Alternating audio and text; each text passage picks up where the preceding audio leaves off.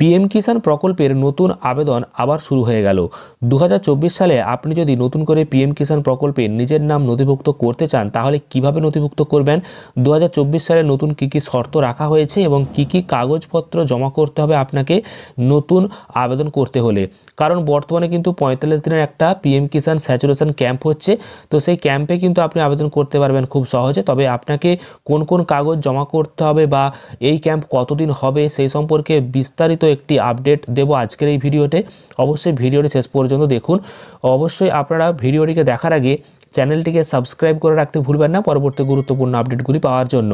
তো দেখুন, এখানে 45 দিনের কিন্তু একটা ক্যাম্প হচ্ছে, 45 ডে ভিলেজ লেভেল পিএম কিষাণ স্যাচুরেশন ক্যাম্প বলে কিন্তু নাম রাখা হয়েছে।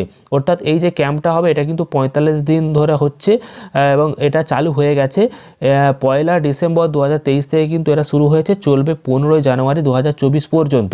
তো এর জন্য আপনাকে যেটা করতে হবে সেটা হচ্ছে visit your nearest CSC centre. অর্থাৎ আপনি চাইলে আপনার যে বাড়ির কাছে সিএসসি সেন্টার রয়েছে সেখানে কিন্তু আপনি যেতে পারেন। এছাড়াও কিন্তু পিএম কিষাণ ডিস্ট্রিক্ট নোডাল অফিসার যিনি রয়েছেন, অর্থাৎ পিএম কিষাণের যিনি দায়িত্বে রয়েছেন আপনার জেলাতে, সেখানেও কিন্তু আপনি সরাসরি যোগাযোগ করতে পারেন। এছাড়াও কিন্তু পরিষ্কার আরও একটি ব্যানারের মাধ্যমে বলা হয়েছে, যেখানে পরিষ্কার বলা হয়েছে যে 6,000 টাকা প্রত্যেক যে বছরে দেওয়া হয় সেই টাকা আপনি পাবেন এবং এই ক্যাম্পটা হবে 15 জানুয়ারি 2024 পর্যন্ত। আর বিস্তারিত ইনফরমেশনের জন্য কিন্তু আপনাকে ওই নোডাল অফিসারের সঙ্গে যোগাযোগ করতে বলা হয়েছে, বা আপনি সিএসসিতেও যেতে পারেন আর ব্লক অফিসেও কিন্তু যেতে পারেন। অর্থাৎ আপনার যে ব্লক অফিস রয়েছে সেখানেও কিন্তু আপনি গিয়ে যোগাযোগ করতে পারেন। তো এবার দেখাবো যে কী কী শর্ত রাখা হয়েছে, কারা আবেদন করতে পারবে, কারা আবেদন করতে পারবে না, কী কী কাগজপত্র আপনাকে জমা করতে হবে। প্রধানমন্ত্রী কিষাণ সম্মান নিধি প্রকল্পায় আপনি যদি যোগ্যতা দেখতে চান তাহলে দেখুন, যারা প্রধানমন্ত্রী কিষাণ সম্মান নিধির সুবিধা পেতে চান তাদেরকে কিন্তু নির্দিষ্ট কিছু যোগ্যতা পূরণ করতে হবে। তো প্রথমত যেটা রয়েছে সেটা হচ্ছে এই স্কিমের আবেদনকারীকে অবশ্যই ভারতের বাসিন্দা হতে হবে।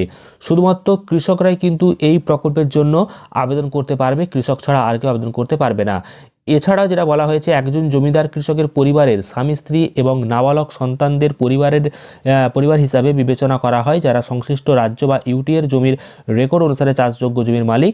এই রকম পরিবার প্রকল্পের অধীনে প্রকল্পের সুবিধাভোগী হিসাবে অন্তর্ভুক্ত হতে পারবেন। মাল্টিটাস্কিং স্টাফ ক্লাস 4 বা গ্রুপ ডি কর্মচারীরা এই প্রকল্পের জন্য যোগ্য। যারা আয়কর দেন না তারা যোগ্য।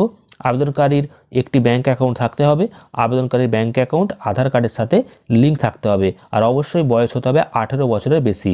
তো এবার দেখব কারা আবেদন করতে পারবেন না, কারণ আবেদন করতে পারবেন কারা সেটা জেনে রাখার থেকেও বেশি জরুরি কারা কারা পারবেন না, তাহলে কিন্তু বিষয়টি আরও পরিষ্কার হবে। তো দেখুন, বলা হয়েছে সকল অবসরপ্রাপ্ত বা যারা পেনশনভোগী, যাদের মাসিক পেনশন 10,000 টাকা বা তার বেশি, তারা কিন্তু আবেদন করতে পারবে না। সাংবিধানিক পদের প্রাক্তন ও বর্তমান কর্মচারীরা, প্রাক্তন ও বর্তমান মন্ত্রী বা রাজ্যমন্ত্রী বা লোকসভা, রাজ্যসভা, রাজ্য বিধানসভা, রাজ্য পরিষদের প্রাক্তন বা বর্তমান সদস্য, পৌর কর্পোরেশনের প্রাক্তন ও বর্তমান মেয়র, জেলা পঞ্চায়েতের প্রাক্তন ও বর্তমান চেয়ারম্যানেরাও কিন্তু এই প্রকল্পের জন্য যোগ্য হবেন না।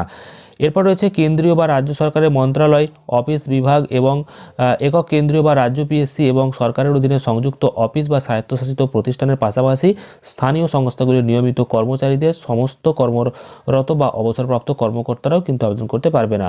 সকল ব্যক্তি যারা গত বছরে আয়কর প্রদান করেছেন, ডাক্তার, ইঞ্জিনিয়ার, আইনজীবী, চার্টার্ড অ্যাকাউন্ট এবং স্থপতিদের কিন্তু এই পেশাতে আপনারা যারা রয়েছেন তারা আবেদন করতে পারবেন না। এরপর দেখব পিএম কিষাণ সম্মান নিধি যে প্রকল্প রয়েছে সেখানে আবেদন করতে গেলে কী কী নথিপত্র বা কী কী কাগজ আপনাকে অবশ্যই কাছে রাখতে হবে বা জমা করতে হবে। প্রথমে রয়েছে আধার কার্ড, এরপর রয়েছে মোবাইল নাম্বার কিন্তু একটা চাই, ব্যাংক অ্যাকাউন্ট নাম্বার, আপনার যে ঠিকানার প্রমাণপত্র, অর্থাৎ আপনাকে অবশ্যই আধার কার্ড যখন জমা করছেন সেখানে প্রমাণপত্র পেয়ে যাচ্ছেন।